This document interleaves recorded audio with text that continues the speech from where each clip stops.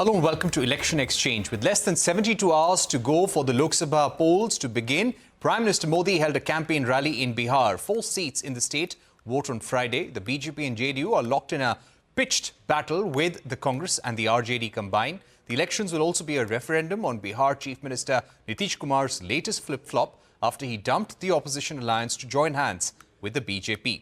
Congress leader Rahul Gandhi campaigned in Wayanad, which votes in the second phase on the 26th of April. Rahul Gandhi is facing a three-way battle for Wayanad as the Kerala State BJP President Surendran and CPIM's Annie Raja posing a challenge. All 39 seats in Tamil Nadu will vote on Friday, which has seen a campaign blitz by the BJP led by the Prime Minister himself.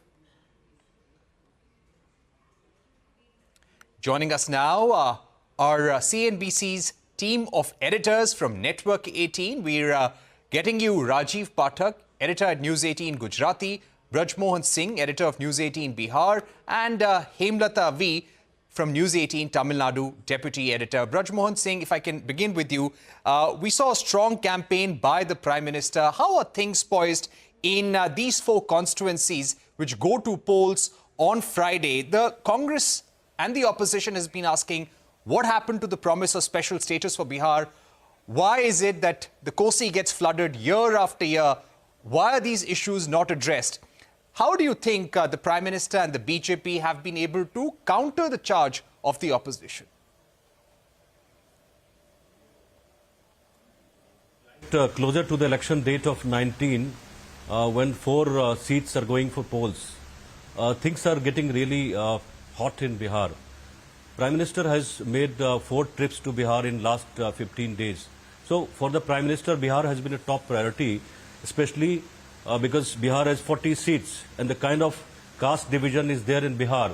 There was immense pressure on NDA to get along with Nitish Kumar and go to the polls. And that was the reason why Nitish Kumar and BJP decided to come together and go to the polls. And as far as the status of special status for Bihar is concerned, BJP and the Prime Minister and all the decision makers of the BJP, they have been claiming that they are giving more than what could have been given under the special status to Bihar. So, Prime Minister is going all out in Bihar. They are taking all factors in consideration. The kind of seats have been distributed based on caste factor is the evidence of the fact that caste is going to be the prominent factor in Bihar. And alongside caste factor, development is going to be the top criteria for distribution of seats. And as far as RJD is concerned, RJD and Congress is concerned, they have not been able to come together as a force on the poll front as far as BJP versus NDA versus UP or India coalition is concerned right now. There have been a lot of report about this election in Bihar being a referendum also on Nitish Kumar, how he has yet again jumped ship just ahead of an election, leaving the opposition in the lurch, joining hands with the NDA once again. Is that a factor on the ground at all? Are voters questioning this? Parikshit, what we can see in Bihar is that there is more pressure on Prime Minister Narendra Modi. There is more pressure on BJP, Bharatiya Janata Party to marshal all the resources and go to the polls. And Nitish Kumar has been given not very prominent role while we talk about campaigning. Nitish Kumar has been doing road shows. He has not been able to do bigger rallies alongside Prime Minister. But nonetheless, Nitish Kumar has been a game changer. He has got Mahadalit factor on his side that will play very important role in Bihar politics, Parikshit.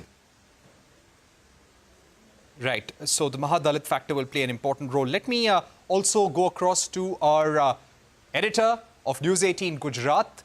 We have with us Rajiv Pathak. Rajiv Pathak, I would like to ask you, the BJP has had a clean sweep at Gujarat in both 2014 and 2019 in all 26 seats. How are things poised this time around? And especially because of the anger among the Rajput community against Purushottam Rupala. Certain groups have said that they are going to hold protests in all constituencies. Is this something that the BJP is even worried about? Do you see this as affecting things for the BJP? See, first of all, for Gujarat, the major agenda, the principal agenda is to make Narendra Modi a prime minister, a Gujarati a prime minister. Making a Gujarati prime minister is the front and foremost agenda for polling in Gujarat. That's why till 2014, BJP and Congress were equally at, they could get equal number of seats when even in 2004, 2009, but the day BJP announced that Narendra Modi is going to be their prime ministerial candidate, Gujarat has given all the seats to BJP, and that is the major, because Modi ruled Gujarat for 14 years as a chief minister. So making their chief minister prime minister was the major agenda, and that's why BJP, the agenda has not changed this time also. So for Gujarat, the main agenda is to make Narendra Modi the prime minister, and that's why it is not going to be much difficulty for BJP. But yes, Kshatriyas are up against Purushottam Rupala. But if you see the numbers, Kshatriyas are not that big chunk in terms of numbers. They are around 7% voters. And in 7% also there are so many divisions. There are different communities. There are Karadia Rajputs, there are Nadoda Rajput. There are so many groups among Rajputs also who are not, they are not a cohesive group against Purushottam Rupala. Upper caste Kshatriyas, they are not that big a challenge in terms of numbers. When it comes to Patel versus Kshatriya, definitely any Patel would gain out of that contest, and that's why BJP feels that there is no much difficulty for Purushottam Rupala also to win. And even if Kshatriyas protest in all the constituencies, it will not make much difference for the BJP. Right. Very rightly said. For Gujarat, it's always making Narendra Modi the Prime Minister yet again, which is the biggest factor. And this will matter to the BJP workers and the voters also of the state, as you're pointing out, Rajiv. But I would also like to ask you about certain close contests. Do you believe that certain contests in Bihar are going to be close? Maybe Rajkot for that matter. There have been some other seats where candidates have withdrawn. Amit Shah, Narendra Modi, they are known to never leave things to chance. They never take it easy. Every seat and the winnability of every candidate is closely scrutinized. They want to maintain their track record. Are there certain contests which you believe could be close? In Rajkot, we don't think, almost all the analysts, they feel that it is not going to be very difficult for Purushottam Rupala to win that constituency because Patels, Purushottam Rupala belongs to a Patel community.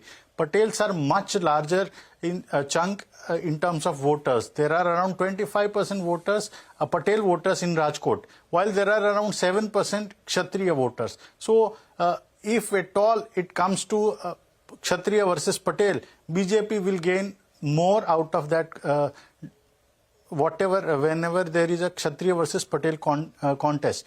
But yes, they are worried that there are some seats, particularly Surendranagar and Banaskantha, where Kshatriyas may make a little difference. But when it comes to voting for BJP and that also to make Narendra Modi a Prime Minister, most of the voters, whether they belong to any community or caste, that overrules everything else. And that's why for them it's a pride that a Gujarati being a Prime Minister, our old Chief Minister becoming Prime Minister, that is the major agenda. So I don't think that it's going to be much difficult for BJP to face, even if there is unrest among Kshatriya community.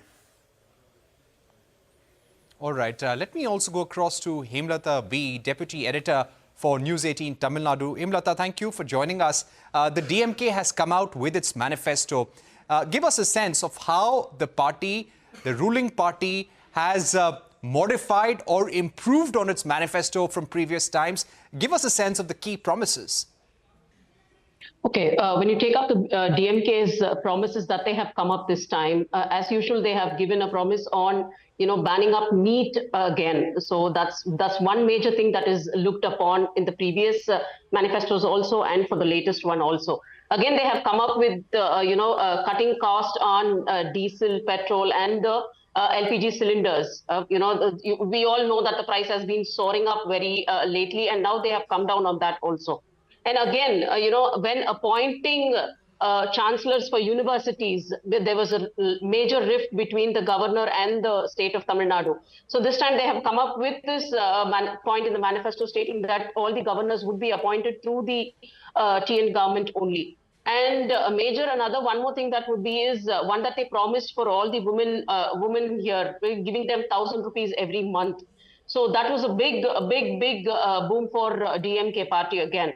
So they have come up again with the same thing, promising women across Tamil Nadu to give them 1,000 rupees every month, not to depend on anybody for the income that they are getting. 1,000 rupees is a big amount for the people of Tamil Nadu here, especially for the women who largely look upon to it.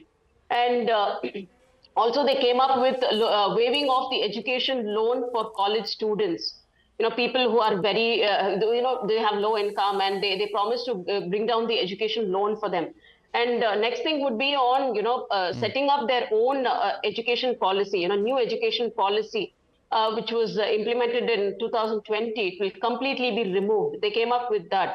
So this time, of course, the DMK's election manifesto is largely looked upon, and I'm sure these elections also would have an insight for other people who are going to vote for them.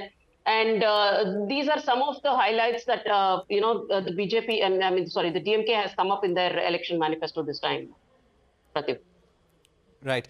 Hemlata, the BJP and the opposition in Tamil Nadu, they have raised the issue of corruption against the ruling party, against Stalin. They've spoken about the drug trade, high electricity prices as well. How are things going to be different this time around, considering you've got the India Alliance, seat sharing, AIADMK, BJP are not fighting the elections together, they are fighting separately. It's going to be a four-cornered contest on most seats. Yeah, as you correctly told, this time it is going to be a three-corner election, I would say. Rather, it was DMK, ADMK, and we had the BJP. Now that the ADMK is not in alliance with the BJP, it is largely looked upon. Because the previous elections, it was a tough fight between the ADMK and the DMK.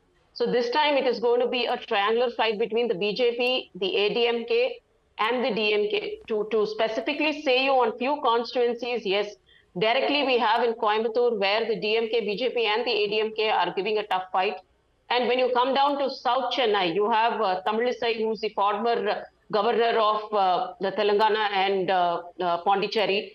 She has resigned her position and she's joining in as a candidate from South Chennai. You have the BJP there as with the Tamilisai contesting, and you have the DMK and the AIADMK contesting from there. And one more major constituency would be the Nilgiris, where you have A. Raja from the DMK and Minister M.L. Murugan who's contesting, and also you have the AIADMK contesting. So this time the elections is definitely going to be a very, very tough scenario here, because the ADMK and the BJP are not in alliance. And the DMK, as you said, the India Alliance is also taking up the major part here. So definitely this time the election is going to be a very, very tough scenario in Tamil Nadu. Right. It's going to be a tough scenario, one to watch out for, a nail-biting finish probably in some seats. But let me go back to our other editors. Braj Mohan Singh, if I can come to you, the issue of Agniveers. The Congress has promised in its manifesto that they will scrap the Agnipath scheme. Has that raised anger amongst certain groups of defense aspirants in the state? Do you think this could be a factor? It has been a factor in Bihar, especially if you see when this scheme was announced. Most number of train burning cases occurred in Bihar only, in Danapur area where the training takes place, where the recruitment takes place. So this is going to be an important agenda, and especially when Rashtriya Janata Dal, the main opposition party, they have said in their manifesto that they will scrap this Agniveer scheme if they come to the power at all. So this is going to be very, very important, and especially if you talk about employment issue, unemployment remains the core issue in Bihar. No doubt about it. Right. So unemployment remains the core issue Finally, if I could go across to our editor from Gujarat, if I could ask you about the key issues that are going to play out for the people. What, across the state, if there were certain factors that really mattered to the people this time around, the changes that they are hoping for this time around, Rajiv Pathak, what would those be? See, people, if you have seen the surveys, what we have done in recent past, most of the people, they say that they are extremely happy with the performance of the state government, and that is going to be a very key issue. Till now, whatever we are seeing, there are little tough contests in Banaskantha or Rajkot. It seems that there is a tough contest, but we must understand that Prime Minister has not even kicked off his campaign in Gujarat so far. He will at least hold 6 to 7 rallies, and whenever he goes to these areas, most of the things that he addresses that are going to be the main issues for the election, and people will turn out in large number.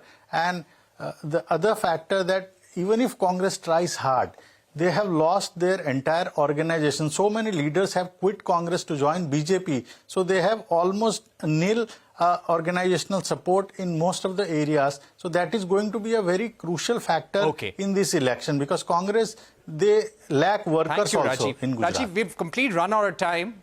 Yes, so Congress lacks the ground level strength. Thank you, Rajiv, Braj, Mohan and Hemlata for joining us. We will be watching out for all these contests, as you mentioned, very, very closely. We're heading into a break on election exchange, but coming up on the program, escalation of tensions in the Middle East poses a significant threat to economies of countries in the Asia-Pacific region. Moody's Analytics says the key risk comes from higher oil prices. A discussion with Harry Murphy, cruise economist at Moody's Analytics, when we return.